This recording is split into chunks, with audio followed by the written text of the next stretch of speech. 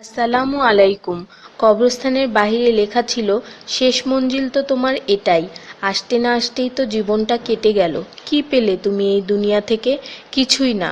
দেখতে দেখতে সবাই তোমাকে ছেড়ে চলে গেল। কবরের ডাক।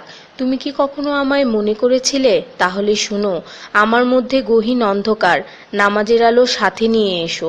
আমার মধ্যে অস্বস্তি বিদ্যমান, তাই কোরআন তেলাওয়াত সাথে নিয়ে এসো। আমার মধ্যে আছে বিষাক্ত পোকামাকড়, সাপ বিচ্ছু, তাই সাথে করে রাসূল সাল্লাল্লাহু ও আহলে বায়তের প্রেম নিয়ে এসো। আমার মধ্যে আছে আগুন, তাই খোদাভীতির শীতল পানি নিয়ে এসো।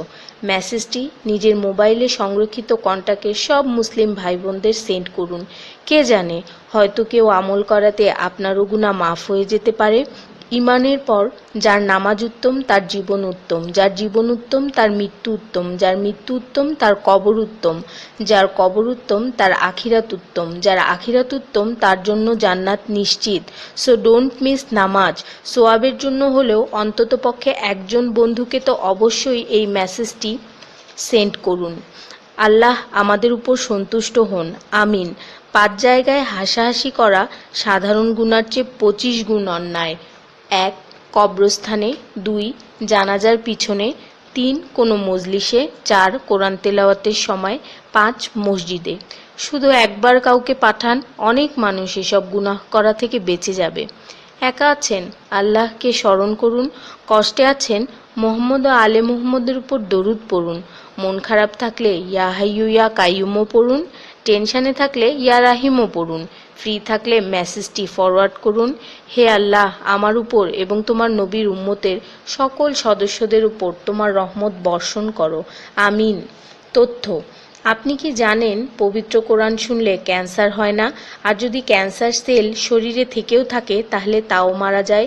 দীর্ঘ সময় ধরে আল্লাহকে সেজদা দিলে জ্ঞান ও বুদ্ধিশক্তি বাড়ে। মাথা ব্যথার সমস্যা হয় না, চুল পড়া দূর হয়ে যায়। এই মেসেজটি ফরওয়ার্ড করতে শয়তান আপনাকে বাধা দিবে, কিন্তু আপনি এটা হতে দিবেন না। আর সব কন্ট্রাক্ট নাম্বারে সেন্ড করে দিন। কোরআন ও নবীর সুন্নত ও তার সম্মানিত সাহাবী এবং আহলে বাইতের অনুসরণ করুন। ক্যান্সার একটি ভয়ঙ্কর রোগ।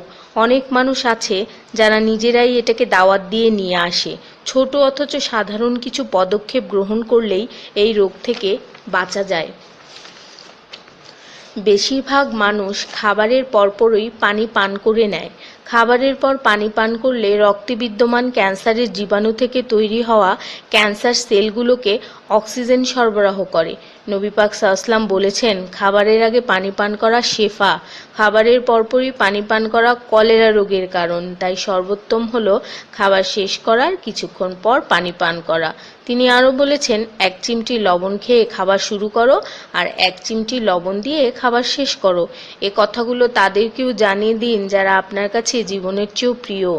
যদি কোনো ব্যক্তি ঘুমানোর সময় 21 বার বিসমিল্লাহির রহমানির রহিম পড়ে, আল্লাহ তখন ফেরেশতাদেরকে হুকুম দেন এই ব্যক্তির প্রতিটি নিঃশ্বাসের বদলে নেকি লেখা হোক। আপনার মোবাইলে যত নাম্বার সেভ করা আছে তাদের সবাইকে এটা ফরওয়ার্ড করুন, আর তখন দেখবেন কত মানুষ আপনার কারণে বিসমিল্লাহ পড়ছে। শেফা আর শেফা। রোজ একটা করে আপেল, নো ডক্টর। রোজ 4টা বাদাম, নো ক্যান্সার।